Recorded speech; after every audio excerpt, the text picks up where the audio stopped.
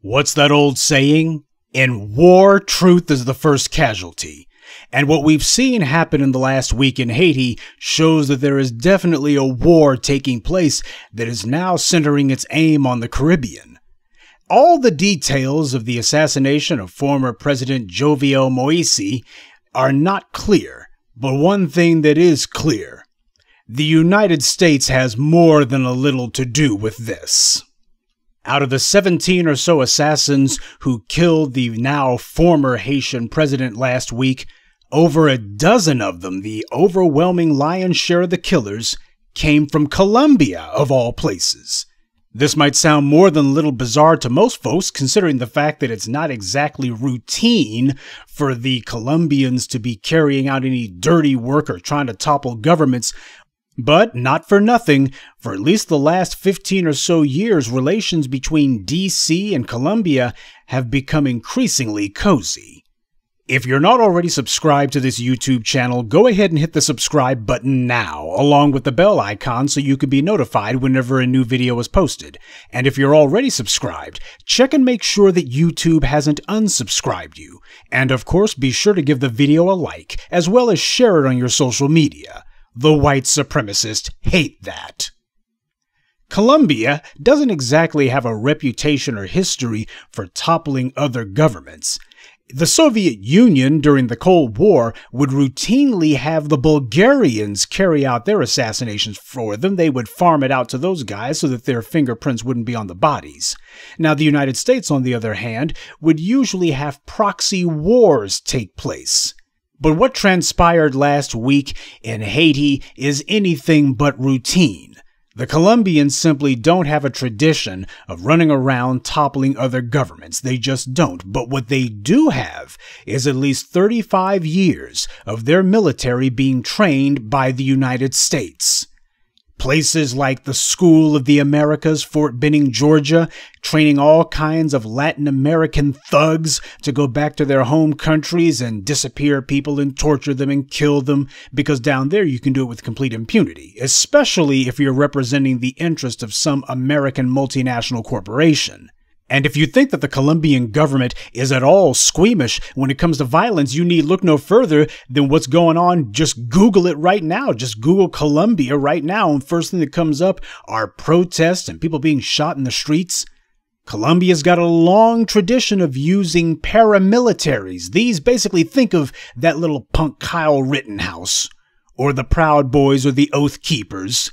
Gangs of ununiformed thugs who work side by side with the Colombian police, who themselves are nothing more than an auxiliary of the Colombian military. But Colombia has a long tradition of irregular forces who the government uses when they don't want to have to get their hands dirty. Take a look at the protests going on right now. A number of people who have been killed by these paramilitaries, individuals who are walking the streets with guns side by side with the police, and the cops letting them take pot shots and such and not doing a damn thing about it because they're authorized to. Now, this is not to say that the Colombians have anything against the Haitians. They've never had any, I don't even know of any cross words that the two countries have had, much less a need for hostilities. But a lot of people have been asking, well, obviously when you look at this, it just reeks of the United States, just reeks of the CIA. On Friday, I posted for you that I had seen this video by Vice, you know, that little so-called journalism outfit that was founded by arch-white supremacist Gavin McInnes, who, by the way, also founded the white supremacist terrorist group, the Proud Boys. Well, Vice, they had for months been showing up in my recommended tab, and I'm like, why the hell does YouTube keep showing me this stupid Vice video, keep recommending it to me? I haven't looked up anything on Haiti, haven't been looking up anything on revolutions or revolts, nothing out of the ordinary, that is.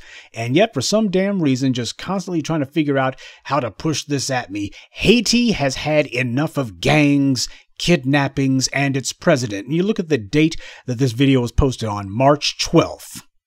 March 12th, that was freaking 4 months ago. And yet this has just been showing up over and over and over and over again. That, of course, is YouTube's algorithm. Now, is this unusual? Is this something that just doesn't happen? Well, all you need do is look at Vice's view count from that period. And what you see is that you have to go back to the prior month to find anything that even comes close. And that was talking about the war on terror, which of course is always going to be something that gets more views than usual. But that and something about aliens. But other than that, what you look and see is that for the prior month almost before that video, that Vice wasn't getting anything that could go above 400,000 views, and most of their stuff was barely cracking 120,000. And then afterwards, what happened was Vice basically went back to that all over again. But the point that I'm trying to make is, obviously, this is something that YouTube's algorithm wanted people to see. And when you look at the rest of how Vice's videos have been watched before and after, what you see is obviously not a lot of people were either sticking around to see anything else, or YouTube wasn't really pushing anything else. So as early as March, this was something that YouTube wanted people to see. This is something that was being pushed at viewers, whether you wanted to see it or not. It was going to be recommended to you no matter what. And obviously it worked, because you can look at the surrounding videos and see that this got a large number of views, larger than normal for Vice. Now this is important because earlier this year, people had started banging the drum. The steady drumbeat had begun. Well, is the U.S. going to continue backing the Haitian leader?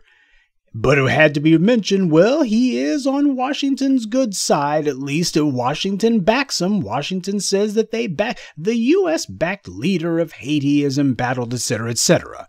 And a lot of you have seen that because you were supposed to. That was something that the white media wanted said. That the president of Haiti, the now deceased president of Haiti, he was backed by the U.S. government. And first thing that happens, a lot of you get confused as soon as you see that he winds up being killed under truly bizarre circumstances. Because if the U.S. supported the former Haitian president, why would the United States want him dead if the U.S. supported him? So, because you take what the white media says seriously, you start looking around at someone else, anyone else. Because after all, the U.S. backed this guy. Yes, same way the U.S. backed Saddam Hussein. And the same way that the U.S. was playing footsie with Muammar Gaddafi for a few minutes. The U.S. has a long-standing track record of backing these tin-pot tyrants before the U.S. eventually wakes up one morning and says, oh my God, I can't believe these guys are killing their own people and they're disobeying Washington. We must bring democracy to the country that we took democracy away from. And the white media starting the drumbeat against certain regimes that the U.S. is looking to target, working hand in hand with the white government, starting the drumbeat so that when eventually war or a coup or what have you takes place, then they can point and say, well, see, this was not unexpected. Why, this has been in the offing for months. The real target for that propaganda is you. So that you don't ask any questions because they put the propaganda in front of you. Oh, Hugo Chavez is not very popular. Nicolas Maduro, why, the people don't want him in power. That way, when there's a coup attempt, or a bombing takes place, then we can have some folks come along and say, well, this was to be expected, you know, the tension's been building there, you know. And the thing that needs to be remembered, especially for black folks, is since we have not wielded power in so long, and we certainly don't look at power in the same terms as the European, that being the case, we have a very difficult time being able to comprehend, as Dr. John Henrik Clarke beautifully put it, the evil genius of Europe. See, with black folks, we simply can't think that low, most of us. So if we thought about how to have a pawn, what we would think is binary terms. If the pawn does what he's told, then you go ahead and pat him on the head. And if the pawn doesn't do as he's told, remove him. Oh, but these white supremacists, these guys are freaking virtuosos when it comes to all sorts of malice and mischief and venality. When it comes to doing dirt, these white supremacists are freaking innovators. Oh, nothing gets them inspired to come up with new ideas quite like doing somebody in. I mean, that really gets their creative juices flowing. So when it comes to having a pawn, they have no regard for the pawn's life or safety. As far as they're concerned, they don't give a damn. Now, you might, and I can tell that for a lot of you, that's how you would think. Well, you know, we don't want to make people be squeamish about working for us or doing our bidding. So, if we start doing our own pawns in, well, other people, they might decide to be hesitant before they do what we say. Well, the white supremacists understand that when it comes to bootlicks, when it comes to people who are willing to kiss their behinds and throw their own people under the bus, tragically, especially among black folks, there's no lack of willing pawns. Even when they see the other pawn get sent to the glue factory or otherwise get turned to hamburger or assume room temperature at the hands of the very people who they hope to work for, these new incoming wannabe bootlicks, they'll go right along with the okey doke. Oh no, these bootlicks never seem to learn no matter where they are. So that's the first thing that you need to internalize. The white supremacists do not look at the use of power or the sacrificing of pawns in the narrow terms that most black folks think of it. See, a lot of folks are floating all sorts of hackneyed crackpot theories about what happened. You got some folks who are sitting here saying China. That's, to me, just stinks of a line that's been put out there. It's simply because of the fact that it points away from the United States. Here's the thing to remember. You cannot have some government deciding that they're going to be knocking off other leaders right here in the United States' own backyard. You're knocking off somebody who the United States allegedly backs. China would knock off someone who the U.S. allegedly backs. You're seeing the white media having no problem speculating about, you don't suppose the Chinese were behind it, do you? I mean, after all, the assailants, they ran off to the embassy to the Taiwanese government's embassy. Yeah, which was closed at the time. Why, you don't suppose that the Chinese were behind it or something? Rampant speculation on everyone and everything except for the United States. Disinformation, that's what it feels like to me. And I would have to see a hell of a lot more than some white media headlines before I decide that the United States ain't behind it, because it smacks of what the U.S. would do. Who would decide that they're going to knock off a head of state in the U.S.'s own backyard? When's the last time that some foreign governments even attempted something like that?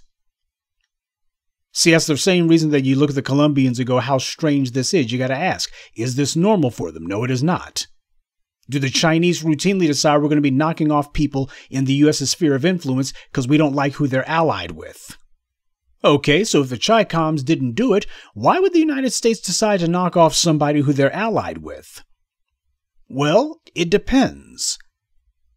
When you have a puppet leader, the puppet leader can be useful in one of two ways. Either, first of all, he gives you exactly what you want, no questions asked, because he has the ability to do it.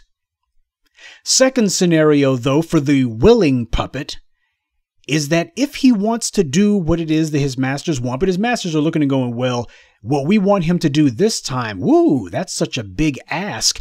He could wind up getting overthrown, or the military might decide to pull a coup. It might be something that we demand that's so great, something that is so enormous that his own people would revolt against him. So this is something he simply doesn't have popular or military support to do. I think about things like when American corporations were trying to privatize water in Bolivia or certain other South American countries. They thought they could get away with it until the people rose up. Then they realized, okay, we went a little bit too far with that one.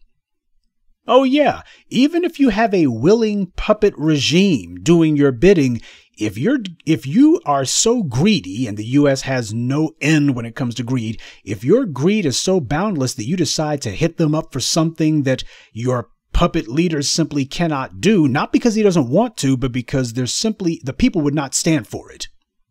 This guy will wind up being overthrown, then what do you do?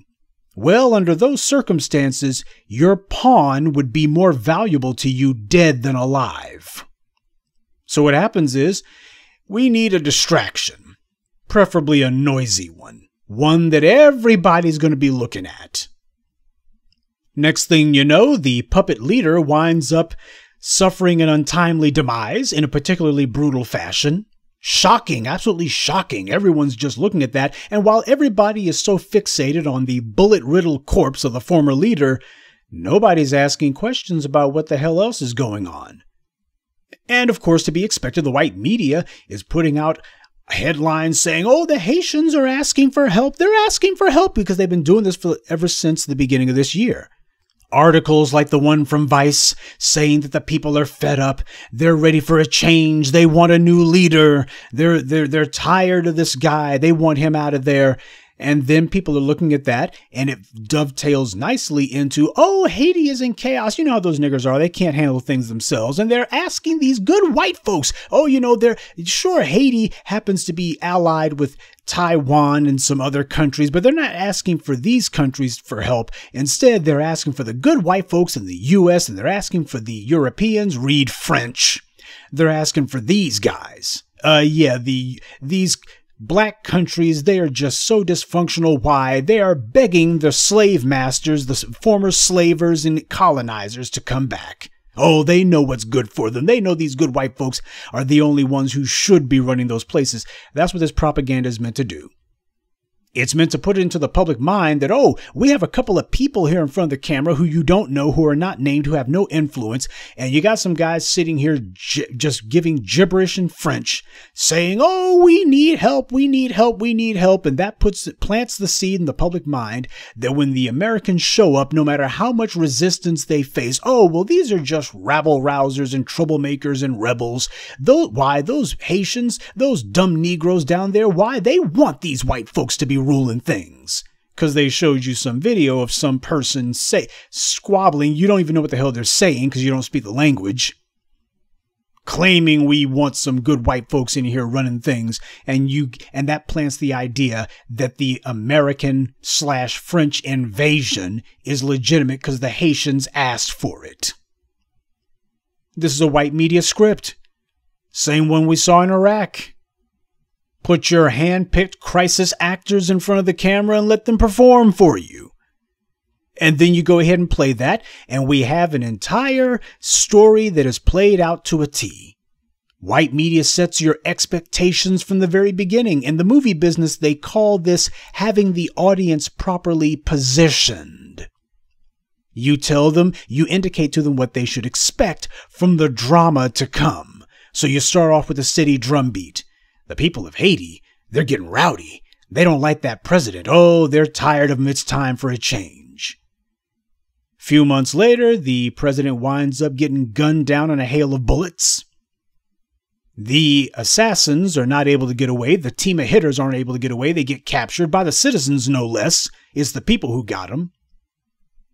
And the Haitian government parades them in front of the cameras and says, hell, these guys, these are not even Haitians here.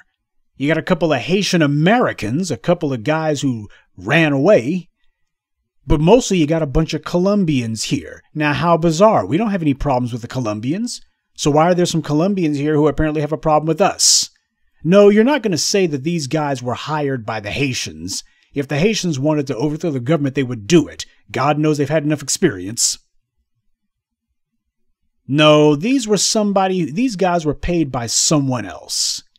And the reason why is that, as I've told you before and will continue to tell you, under white supremacy, when they're done with their tools, they break their tools. Now, you have the narrow-minded idea that, well, the tool must have done something. He must have done something to displease his masters.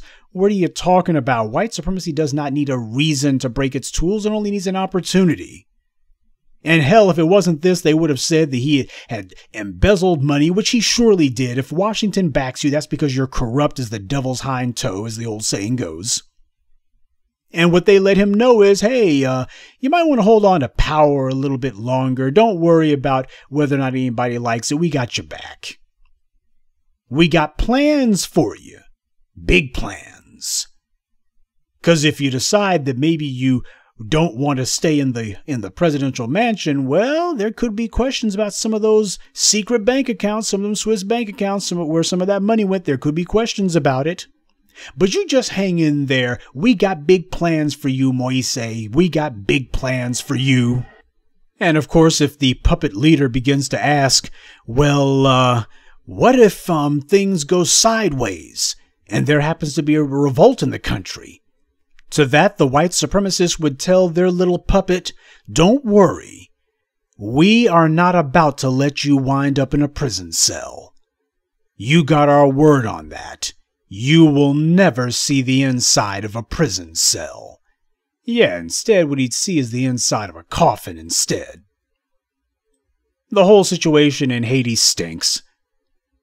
And you know what also reeks? The lack of any sort of response from certain notable Haitian Americans. Yes, I'm looking at Roly-Poly Martin. Oh yeah, Roly-Poly Martin, he instead is busy being the DNC retweeter. He's busy going ahead and making sure to signal boost for them. You can tell this clown's still looking for a White House job or a white media gig. But you know who else ain't said one piddling word about what's going on in Haiti? And you know who else hasn't had anything to say about it? The White House's second favorite little bootlick, Karine Jean-Pierre. Oh yeah, she was proud of her Haitian roots until it comes time to talk about what's going on in Haiti, then all of a sudden now mum's the word. You go on her Twitter feed and what you see is that the last previous activity that she had prior to July 8th, which was the day after Moise was assassinated, before that she hadn't posted anything for 10 days. June 28th, a repost from Simone Biles. So for 10 days, Karine Punk Pierre ain't had a dang word to say. July 7th ain't said nothing. And when she finally sticks her head out of the sand or wherever else she's had it buried, all she says is, "Good morning, be kind to yourself today." Not a word about her ancestral homeland, and not a word about the old country. Oh yeah, she was doing little talks and such. Haitian American Karine Jean-Pierre. Now all of a sudden she ain't got nothing to say about Haiti. And when you look to see what else she might have said afterwards, all you see is she talks about Colombian magazine. By the way, in case you didn't know, Jean-Pierre went to Columbia University. She attended one of their schools. So the day after the president of her immigrant parents or grandparents' homeland gets killed, she says nothing about it. Not even our hearts and sympathies and prayers go out to the people of my former homeland, Haiti. She ain't got nothing to say. She can't spare a word for them, though she spares a lot of words for Columbia magazine. Let's hear it for the alma mater. Well, I guess she was on an educational kick that day because she also had something to say about a freaking spelling bee. A spelling bee. This is what your Haitian American White House subs press secretary, what does she work for? Kamala Harris, I think. This is what she has to say. This is what she comes up with. This is all the sympathy that she can dredge up for Haiti. Absolutely none. Can't even mention them. We'll mention a white university. Ain't going to mention a black nation that her ancestry hails from. On a side note, you won't be surprised to learn, of course, that Punk Pierre actually blocked me on Twitter. I didn't know that I was that important, but yep, she blocked me on Twitter. This is a woman who works in the White House, and she has seen some of my tweets. So we got this White House staffer who apparently decided to block little old me. Yeah. What have I told you? These white supremacists and their black bootlicks, they hear us and they fear us because we speak the truth. We speak the black truth. Karine Pierre's job is supposed to be to direct or misdirect and misguide black opinion. She's supposed to be lending her melanin to the lies of the Democratic Party. And you can tell that she's looking and going, God dang it, these guys here, they're reaching more people than I ever could, and people actually believe what they say, and they're telling people all the dirty dealings that I've had, and they're telling people don't listen to me, and yeah, your White House platform is nothing compared to the black media platform. This is supposed to be what passes for the old dead black media. You want to know why the old dead black media died and they went belly up? This is the reason why. And Karine Pierre, this woman's, you want to know why she's always had been a fixture on MSNBC, especially, and CNN? This is because of the fact that she is a loyal tool of white supremacy. Ain't got a word to say about Haiti, but she does make sure to take out time to block certain black media figures. Yeah, the black media getting out here and telling it like it is, intelligent discourse for intelligent black folks.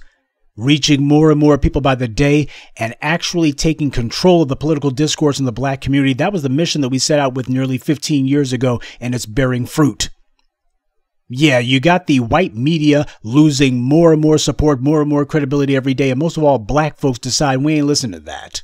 I posted for you on Twitter how yesterday you had no less than the New York Slime who decided they would have an op-ed piece entitled How the White Press Wrote Off Black America.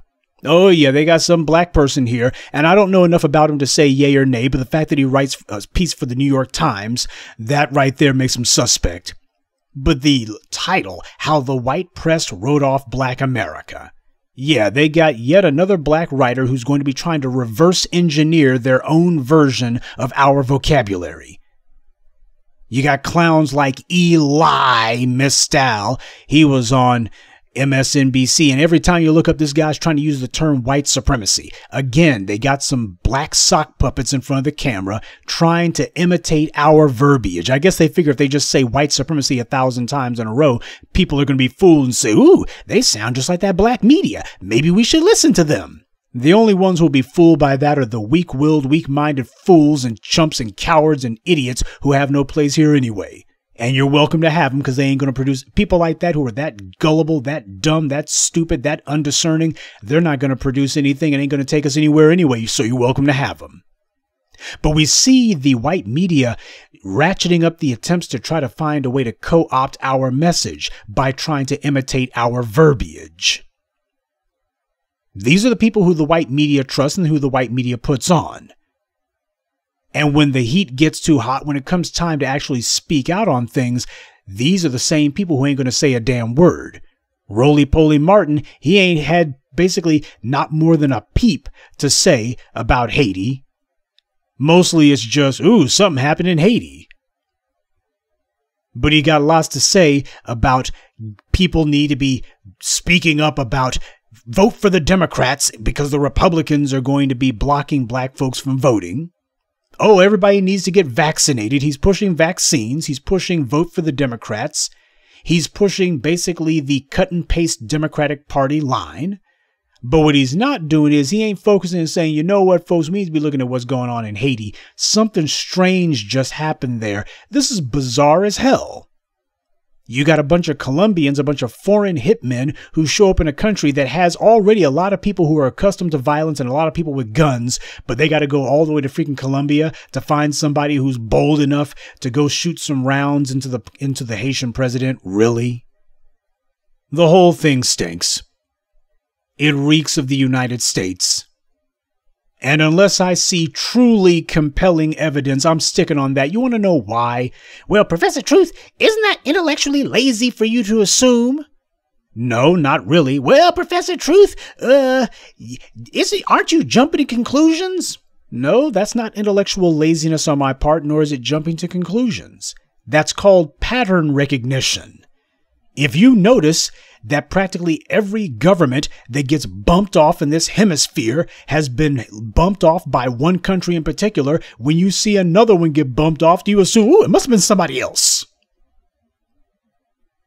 Allende in Chile, Evo Morales in Bolivia, Hugo Chavez, if the truth were known, and another attempt on the current president of Venezuela, Nicolas Maduro.